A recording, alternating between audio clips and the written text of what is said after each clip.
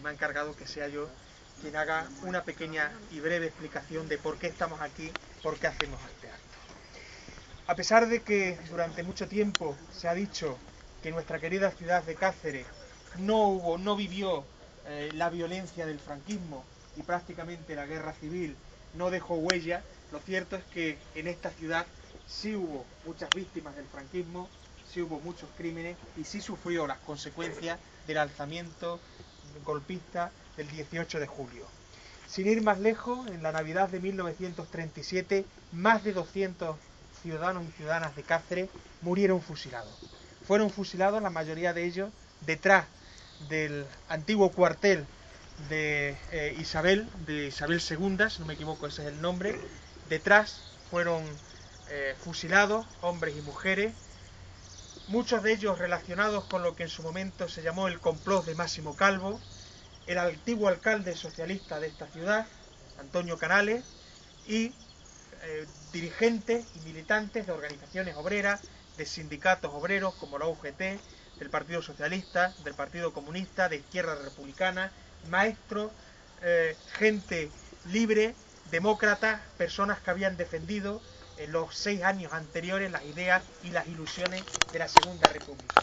Pero yo doy simplemente ese dato para que podamos comprender la magnitud de los hechos. En una Navidad, la de 1937, más de 200 fusilados en la ciudad de Cáceres. Cierto que en comparación de número, si a alguien le puede conmover el número de cifras, estamos lejos, muy lejos, de los que cayeron en la Plaza de Toro de Badajoz, o de las 25.000 personas que sufrieron el campo de concentración de Castuera, o todos los que murieron en Mérida, en los alrededores de Mérida, en la provincia de Badajoz en general, incluso para algunos cuantitativamente lejos de lo que pudieron sufrir en el pueblo de Máximo Calvo.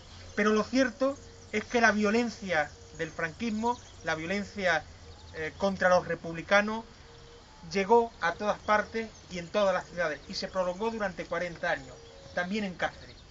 Aquí yacen restos de quienes sufrieron esa represión. Y como todos los años, nosotros estamos aquí para hacer un reconocimiento, para estar con ellos, para recordar que aquellos que se levantaron el 14 de abril de 1931, al calor del clamor popular, que inundaron las calles, también la de Cáceres, proclamando de manera festiva y pacífica la Segunda República, que reclamaban más educación, que reclamaban más derechos laborales, que reclamaban más democracia. Eso que habían festejado en la calle la Segunda República, la República de los Maestros, un 18 de julio, 6 años después, empezaron a desfilar ante las balas de unos asesinos que impusieron un régimen que condenó a este país y a las generaciones a 40 años de oscuridad, a 40 años de tristeza, a 40 años sin progreso, sin modernidad, sin cultura, sin educación. Se ha dicho muchas veces que el general Franco y la derecha se levantó contra un régimen bolchevique, rojo, terrible. Es falso, no es cierto. Se levantaron contra una república de maestros, de demócratas, de obreros, de sindicalistas, de socialistas, de comunistas, pero no se levantaron contra ninguna barbarie. Se levantaron contra una república que, al decir de Bartolomé Cosío, querían que los hombres y mujeres no solo supieran leer, sino que tuvieran ansias de leer. Se levantaron contra una república que había concedido el voto por primera vez en la historia de este país a la mujer, que había extendido, por lo tanto, el sufragio universal al conjunto de los hombres y mujeres de la sociedad, que había creado una constitución, la de 1931, la más progresista en su momento, que condenaba, por ejemplo, el uso de la guerra, que declaraba una república de trabajadores que se organizaban en régimen de libertad y de justicia, que incorporaba los primeros derechos laborales más amplios, que tenía el proyecto de construir 22.000 escuelas públicas en los primeros 4 años para acabar con ese 80% de analfabetismo que existía en la sociedad, que querían que los hijos de las clases humildes pudieran acceder a la universidad, que no fuera un coto privado para las clases más ricas o aquellos que se lo podían permitir. Contra esa república de reformas contra esa república democrática, contra esa república de maestros, fue contra la que se levantaron. Y durante 40 años se persiguió a esa república. El objetivo declarado además, porque así lo decían en sus documentos, del franquismo, era no solo ajusticiar, sino sobre todo borrar la memoria de la Segunda República. Que nadie supiera que durante 6 años la sociedad había tenido la oportunidad de realizar sus propias leyes, de ser ejecutores de su propia historia.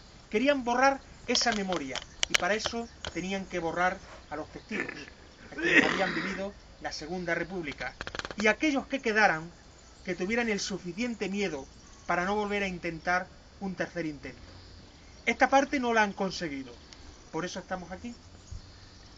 Porque aunque cada vez nos quedan menos testigos de aquel momento, sí, a través del conocimiento que hemos adquirido, el conocimiento libre, sabemos que la Segunda República fue un régimen que intentó construir una sociedad libre y no queremos renunciar a esa memoria.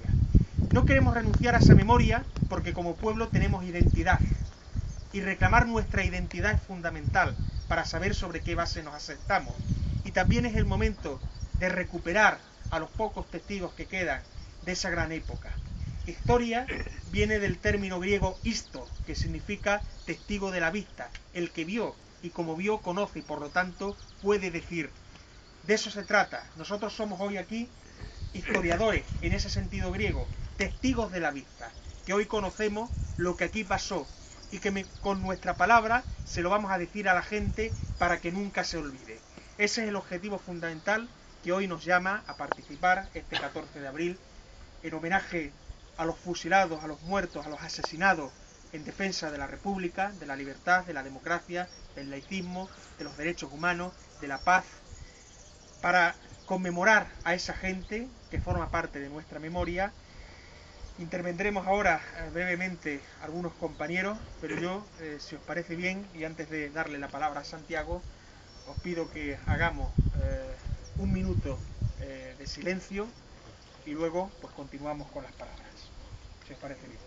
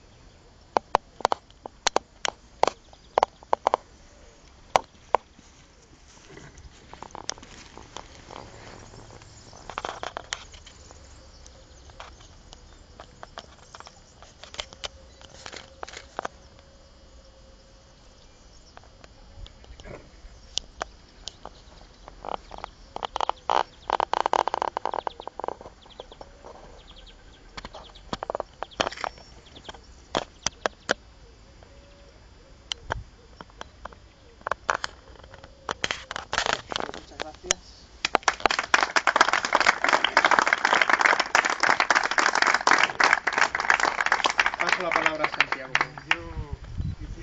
No te preocupes, que luego vamos a abrir un pequeño turno.